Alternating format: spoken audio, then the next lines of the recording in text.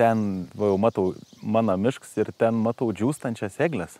Kirsta prieš 2 metus, gal 3. Va, tarp kitko tenais. Irgi yra vienuolynas, kur prieš 2 metus kirsta nieko absoliučiai nedaryta. Man atrodo, kad čia. Nu tai va, beržai, čia yra. Matai tie Matau, dabar aš išsigandusias tas eglės.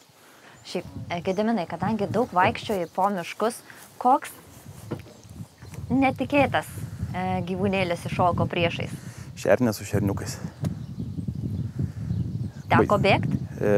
Stovėti. O taip va. Tai kai pamatai šernę su šerniukais, kaip reikėtų elgtis? Stovėti. Nieko nedaryti absoliučiai. Tiesiog stovėti. Kodėl? Nes tada gali pulti. Bet jeigu tu nejudėsi, gal pagalvos, kad medis. Stovėjau, va taip, stovėjau 5 minutės ir žiūrėjau, kur artimiausias medis, kurį gali įlipti.